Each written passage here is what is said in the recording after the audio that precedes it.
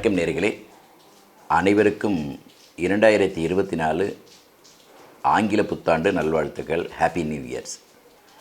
பொதுவாக ஒவ்வொருடம் பிறக்கும் பொழுதும் அந்த பிறக்கக்கூடிய வருடம் நமக்கெல்லாம் எந்த அளவுக்கு சாதகமாக இருக்கும் அப்படிங்கிறத எதிர்நோக்கி தான் அனைத்து மக்களும் இருக்கும். அந்த அடிப்படையில் 2024 எவ்வாறாக அமையப்பெறும் அப்படிங்கிறதுல ஒரு பெரிய எதிர்பார்ப்பு. இந்த 2024 அப்படின்னா 2024 அப்படின்னு நாம் பிரிக்கலாம். பிரிக்கும் பொழுது 20, 24, 44 2 நாட்கள் 4 சேர்ந்தால் 8. இந்த 8 அப்படிங்கிற இலக்கத்துக்கு உரியவர் பகவான் சனி. இந்த சனி பகவான் இந்த வருடத்தின் கூட்டுத்தொகையாக வரும்பொழுது அவருடைய ஆதிக்கம் என்ற அடிப்படையிலேயே இன்றைக்கி நாம் இந்த பலன்களை காண்போம். இலக்கம் 8 என்பது எல்லாமே நம்மளுடைய பராக்கிரமத்தையும் நமக்கு இருக்கக்கூடிய வெற்றி வாய்ப்புகளும் அதே சமயத்தில் சில தைரிய குறைபாடுகள் அல்லது அச்ச உணர்வுகள், இப்படி நம்ம எந்த ரூபத்தில் வேணாலும் அந்த 8 எடுத்துக்கலாம். 8 அப்படிங்கிறத நிறைய பேர் பொதுவாகவே அதற்கு ஒரு பயமான ஒரு எண் அப்படிங்கிற மாதிரி மனசில் எல்லோரும் வச்சுருக்காங்க. ஆனால் சனி பகவான் 8ஆம் தேதி அப்படிங்கிறது 2 விதமான மேல் உலகம் கீழ் உலகம் சொல்லக்கூடிய நடுப்புற இருக்கிறது தான் பூலோகம். அப்போ மேலே ஒரு ரவுண்டு கீழே ஒரு ரவுண்டு போட்டால் ரெண்டுத்தையும் இணைக்கிறது பூலோகம், அதுதான் 8. இந்த 8ஐ 2ஆக சரியாக பிரிச்சிங்க அப்படின்னா 2 பூஜ்ஜியம்னு வரும், அல்லது 2 கோள் 2 வட்டம் அப்படின்னு எடுத்துக்கலாம். இது ரெண்டையும் இணைக்கிறது தான் பூமி. அந்த இணைப்பது தான் நாம். அந்த அடிப்படையில் தான் அந்த 8ஐ நாம் எடுத்துக்கணும். இந்த 8 என்பது ரொம்ப ரொம்ப ரொம்ப தீர்க்கமான, விவரமான, இன்னும் சொல்லப்போனால் அதீத தைரியமான இலக்கமாக தான் நம்ம இதில் அர்த்தம் கொள்ளணும். பல பேர் அந்த 8ஐ தவறாக கூட சித்தரிக்கிறாங்க. இல்லை அவங்களுடைய மனோ எண்ணங்களுக்கு தகுந்த மாதிரி 8க்கு ஒரு அபிப்பிராயம் கொடுக்குறாங்க. ஆனால் 8ஆம் இடம் அப்படிங்கிறது ஜோதிடத்தில், அதாவது அவருடைய ஜனன ஜாதகத்தில் ஆயுள் பலத்தை குறிக்கக்கூடியது. லக்னாதிபதின்னு சொல்லக்கூடியவரும் அஷ்டமாதிபதினா 8ஆம் இடம். அஷ்டமாதிபதியும் ஒரு ஜாதகத்தில் லக்னாதிபதி வலுத்தும் அஷ்டமாதிபதி மறைந்தும் இருக்கணும் அப்படிங்கிறது சாஸ்திரம்.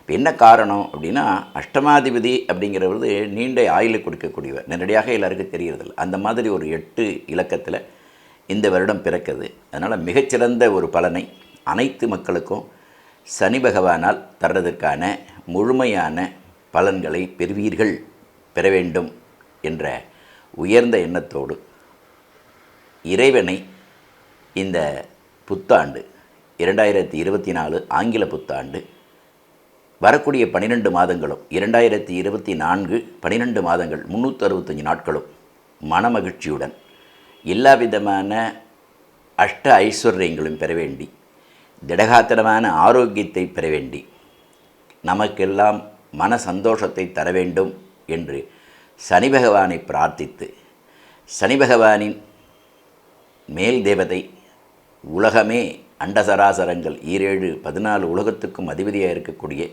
எம்பெருமான் பரமேஸ்வரனுடைய பூர்ண அருளை சிவபெருமான் இட்ட கட்டளை தான் சனி பகவான் செய்கிறார் என்று நம்முடைய சாஸ்திரம் சொல்லும். அந்த அடிப்படையிலே எல்லாம் வல்ல உமையோர் உபாகன் இறைவன் சிவபெருமான் பூரணமான அருளை 2024 தர வேண்டும், தரும் என்ற அடிப்படையிலே இந்த ராசி பலனை காண்போம். 2024 பொதுவாக பெரிய மாற்றங்கள்லாம் கிரகங்கள்லாம் இல்லை. சனி பகவான் 2024 எந்த பயிற்சியும் அடையலை. ஏன்னா கடந்த 2023 பயிற்சியான பிறகு 2.5 ஆண்டு காலங்கள் ஏறத்தாழ சனி பகவான் கும்பத்தில் தான் இருக்க போகிறார். அதில் மாற்று கருத்து இல்லை. அதேமாரி ராகு பகவானும் மீனத்திலையும், கேது பகவான் கன்னியிலையும் இருக்க போகிறார். அது 2024 மாற்றம் இல்லை. குரு பகவான் ஏப்ரல் மாதம் முடிய மேஷத்துலேயும், ஏப்ரல் மாதத்துக்கு பிறகு இருக்கக்கூடிய, அதாவது மே மாதத்துக்கு பிறகு அவர் ரிஷபத்தில் சஞ்சாரம் பண்ணுறார். ஆக இந்த 3 கிரகங்கள், ராகு கேதுகள், சனி பகவான் அதுக்கடுத்து குரு பகவான் இவங்கள்லாம் வந்து பெரிய கிரகங்கள். வருடம் ஒரு முறை, 2.5 ஆண்டுகளுக்கு ஒரு முறை, 1.5 ஆண்டுகளுக்கு ஒரு முறை பெயரக்கூடிய கிரகங்கள் எதுவும் இயல்பாக இந்த 2024 பயிற்சி அடையல. அது ஏப்ரல் மாதத்துக்கு மேலே குரு பகவான் பயிற்சி தவிர வேறு எதுவும் இல்லை. அவர் டிசம்பர் மாதம் முடிய அங்கே தான் இருக்கார். மற்ற ஏனைய கிரகங்கள் சூரியன், சந்திரன் 2.25 நாளுக்கு ஒரு முறை மாறுறாரு. சூரியன் மாதம் மாறுறாரு. செவ்வாய் கிட்டத்தட்ட 1.5 மாதத்துக்கு விட்டு, மற்ற சுக்கிரன், புதன் இவங்கெல்லாம் வந்து பார்த்திங்கன்னா மாதம் ஒரு முறை மாறுறது, இல்லை 20-25 நாளுக்கு ஒரு முறை மாறுறது, இந்த மாதிரியான ஒரு அமைப்புகள் இருக்கும். ஆக நம்ம என்ன எதிர்பார்க்குறோம், பெருத்த கிரகங்கள் அப்படின்னு பார்க்கக்கூடிய கிரகங்கள் எல்லாமே நல்ல நிலையில் இருக்குது. இப்போ ரிஷபத்தில் இருக்கக்கூடிய பகவான் குரு எவ்வாறாக பலனை அந்த குரு பயிற்சி வரும்போது எல்லாம் பார்த்துப்பீங்க. ஆக இந்த 2024 மிகச்சிறந்த ஒரு பலனை கண்டிப்பாக தரும். ஏன்னா சனியுடைய ஆதிக்கம் பெறக்கூடிய ஒரு இலக்கம் 8. அதனால் நல்ல நாட்டில் மழை நல்லா பெய்யணும். எல்லா விதத்துலேயும் நமக்கு வந்து குறைபாடு இருக்கக்கூடியது. மழை குறைவு இருந்தால் விவசாயங்கள் சிறப்பாக இருக்காது. ஆக மழை சிறப்பாக இருக்கணும். நாட்டு மக்களுக்கு இந்த தீய நுண்கிருமிகளால் அச்சம் ஏற்படக்கூடாது. அதற்கு தகுந்த மாதிரி இந்த 2024 அமையணும். பிறகு நாட்டில் போர் எங்கேயும் இல்லாமல் மக்கள் அமைதியாக வாழ வேண்டும். இது வந்து ஒரு குறிப்பிட்டு உலகம் முழுவதும் இருக்கக்கூடிய ஒரு வருடப்பிறப்புங்கும் பொழுது ஒரு சில இடங்களில் இந்த மாதிரியான ஒரு பதட்டம், அச்சம் இருக்கத்தான் செய்யும். அதை நம்ம மாற்ற முடியாது. என்ன காரணம், பெரும்பாலான குறிப்பாக உலகம் முழுவதும் இருக்கக்கூடிய எல்லா துணைக்கண்டங்களிலையும் ஒரே மாதிரியான பலன்கள் இருக்குங்கிறதுக்கு எந்த வருடமும் சொல்ல முடியாது. சில வருடங்களில் கிழக்கு பகுதிகள், சில வருடங்களில் மேற்கு பகுதிகள், சில வருடங்களில் வடக்கு பகுதிகள், இவ்வாறாக அதோடைய கிரகத்துடைய தாக்கம் இருக்கத்தான் செய்யும்.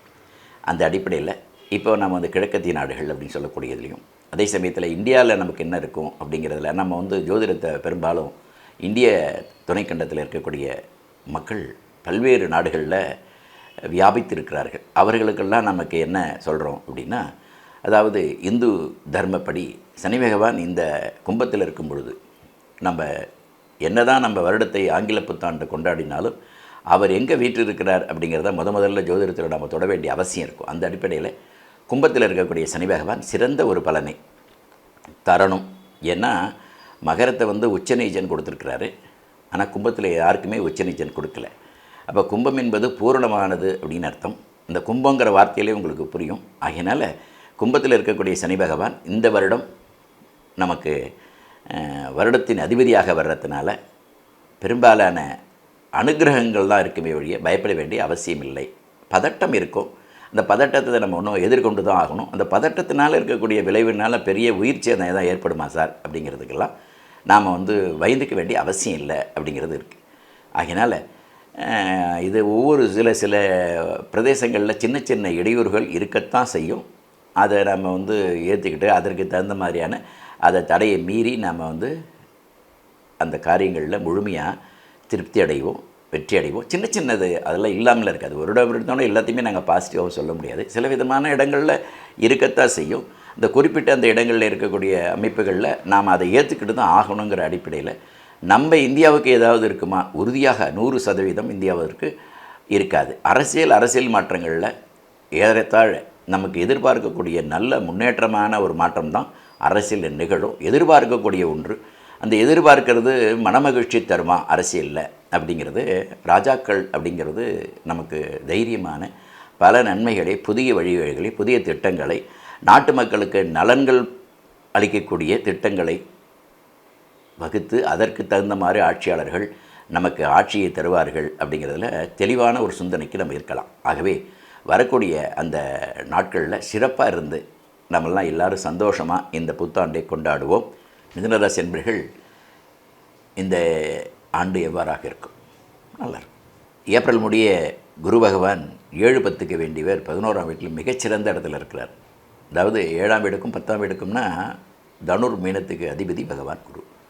அவர் வந்து மேஷத்தில் 11 பிரமாதமான நிலையில் மிதுனராசி என்பவர்களுக்கு இருக்காங்க. சனி பகவான் நல்ல நிலையில் குறிப்பாக 9ஆம் வீட்டில் சிறந்த ஒரு பலனை தர்றது. 10ல் பகவான் ராகு. இவங்கெல்லாம் நமக்கு எப்படி பலன் தரப்போகிறாங்க? பிரமாதமான பலனை தருவார்கள். இப்போ மிதுன ராசி பலவிதமான பொருள் முன்னேற்றங்களை தரக்கூடியதாக அமையப்பெறுகிறது. இப்போ எந்த மாதிரி பொருள் முன்னேற்றங்கள் தரணும்? எதிர்பார்க்கக்கூடிய முன்னேற்றங்கள் நமக்கு மிதுன ராசிக்கு சிறந்ததாக தரணும். அப்போ மிதுன ராசிக்கு அதிபதி பகவான் புதன்.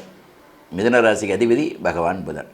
புதன் சாதகமான ஒரு பலனை கண்டிப்பாக தரணும் இல்லையா? இப்போ புதன் ஒரு சுபக்கிரகம் அப்படின்னு சொல்கிறத விட சௌமியன் அவருக்கு பேர், அதாவது மென்மையானவர் அப்படிங்கிறது. அதனால் மிதுனம்னே அவருக்கு மிதுன ராசிக்கு அதிபதி பகவான் புதன்கிறதுல புதன் ஒரு வித்தையை கொடுக்கக்கூடிய வித்யாகாரகன்.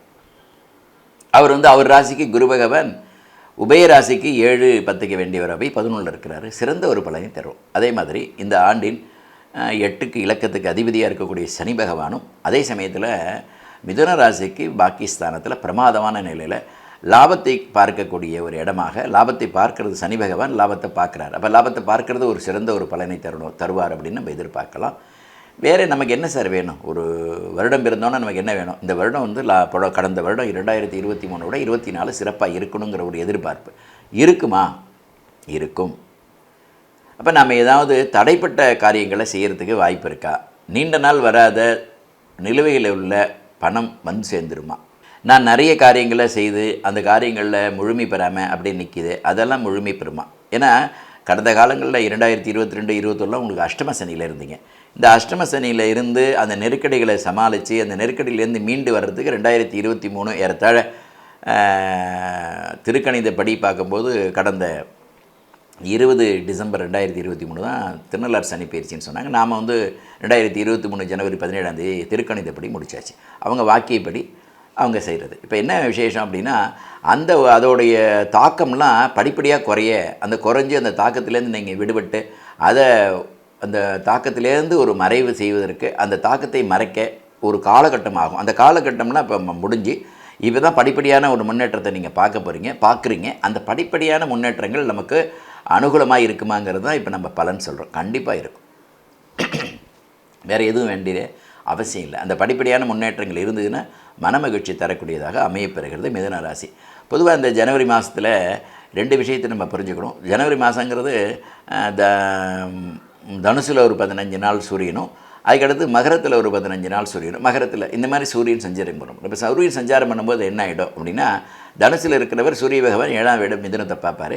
அது ரொம்ப விசேஷம். அப்படி இருக்கும்போது நமக்கு என்னென்னா, ஜனவரி மாதம் 15ஆம் தேதி ஒரு பலரும், ஜனவரி மாதம் 15ஆம் தேதிக்கு மேலே வெறுவது பலனும் இருப்பார். என்ன காரணம்? மிதுனத்துக்கு அஷ்டமஸ்தானத்தில் 8ஆம் வீட்டில் சூரிய பகவான் போவார். இப்போ சூரியன் ஏன் அந்த இடத்துல சொன்னால், சூரியனும் புதனும் ஏறத்தாழ சேர்ந்தே தான் இருப்பாங்க.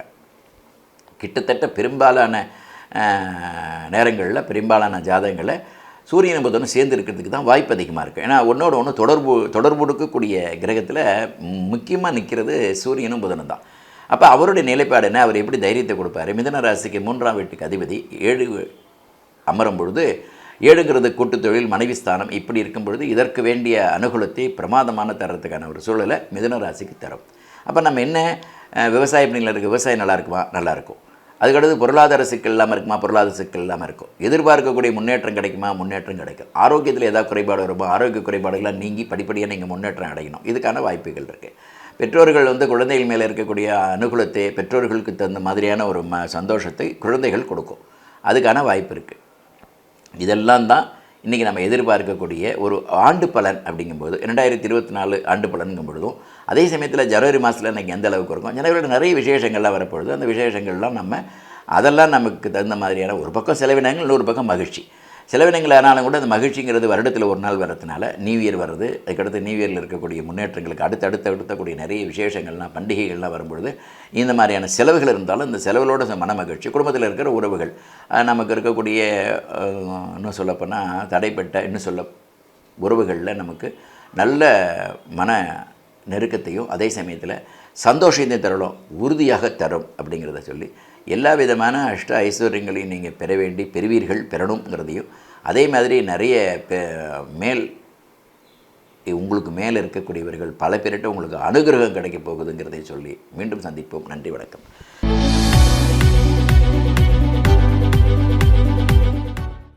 நேயர்களே, இந்த ஆதியந்தம் டிவி வரைக்கும் சப்ஸ்கிரைப் பண்ணுங்கள். சப்ஸ்கிரைப் பண்ண பிறகு ஷேர் பண்ணுங்கள், லைக் பண்ணுங்கள், பெல் பட்டனை மறக்காமல் அழுத்துங்க.